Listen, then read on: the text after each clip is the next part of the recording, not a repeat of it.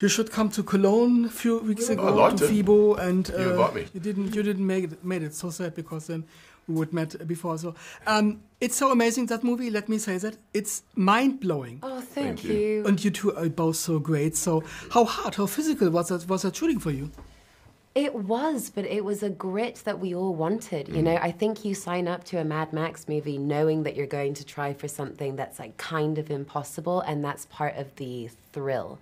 I really wanted to be tested physically, emotionally, mentally, and it just felt just so exciting to be on this journey with everybody that's not only happy to be there because they love the script, but they're also fans. And so this energy of kind of fandom also really takes you through. And for you, as the Dementors? Yeah, what was the... How physical, how hard? Physicality of it. Look, it was just it's suffering versus, a purposeful suffering. And you can do something that is like torturous and hard, and you don't understand why you're doing it. Or you do something that is like, it could be as difficult as you want it, but you love it. Yeah. And there's a sort of, there's a sort of a well of endurance that comes with that when you're passionate about something. And it didn't matter if we were doing 10, 12, 14-hour days and 4 hours in makeup and so on.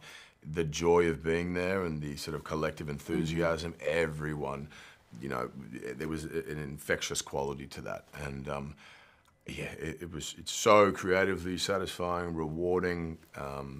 It was just such a joy, yeah. And I can imagine at a movie of this scale, anything can happen. Did you have maybe some funny moments from behind the scenes that we don't see? Funny moments. My two favorites is, I remember Chris and I once tried to catch up with each other when he was in like the 6 foot and I was in the war rig, and it very quickly was just not going to work because you're screaming over the sound of 100 engines. Yeah. It's not the vibe. We were kept sort of, the characters are, kept at a distance. The film spans across 15 years, and so we were kind of shooting different locations, different sets, and occasionally we'd cross paths, but hey Ben, hey Ben, and then back into the fray and the chaos. It was really fun shooting the final scene where we finally are together, and the scene, without sort of giving anything away, it's a 5 or 6 page scene, and we'd spent at that point 6 months sort of within the headspace of these characters and discussed this scene a lot, and there's a violence to it, but it was, I guess, the funny side of it would be at the end of each take after Anya's trying to kill me. She'd be like, "Are you okay? Are you right? I didn't hit you there. Do you need water? Do you need water? Can I get you anything?" Because I was, tied up. You play a very tough girl. So what would you say? What have you maybe learned from that movie to be even tougher in real life?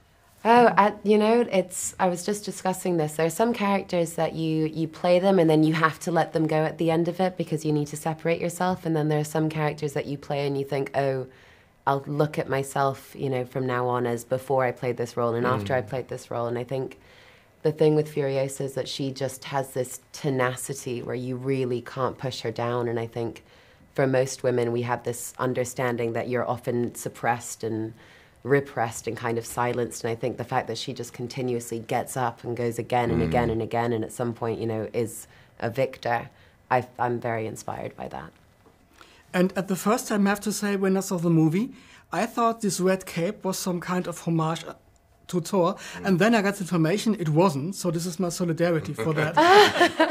It was interesting, I pointed that out to George before we started shooting. I said, I have this other character that I play, and he wears a red cape, and George is like, oh, yeah. Oh, that's cool. And I was like, do we want to change it? And he goes, so I was like, okay, so that's it. So there wasn't any sort of allegory. And that's the end of that discussion. In that, yeah. But it just, that's how he'd envisioned it, and that's how it was to stay. And looks cool. And people, can go to, some people sort of go, oh, there's a little hint at something else or not. I don't know. It's all interpretation, but it actually, the logic of how it turns red is I love that shot. It's quite important. That shot is so great. And the red actually does represent the sort of state of mind, the passion, the sort of internal emotional state of the character. So it has a place. It's not accidental. May I get one last question? Very quickly, if you would have the skills and the power of Furiosa and Dementors in the real world, what would you do with that? Ooh, dangerous. Oh my goodness. I hope I'd be doing, what she was doing, fighting for a righteous cause. Yeah. Yeah. If I had the, I don't know. If that, you had the I don't know skills of that anyone Dementors. wants me to have the skills of Dementors, do they? No. You Should know be what? fighting I'd, you. I'd go and be a circus ringleader.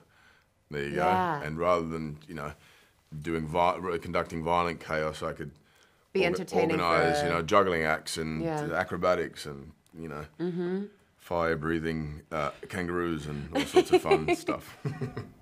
Great. Thank you so much. See you at the Thank couch. you. That's a great Appreciate place. you. Thank Thank you.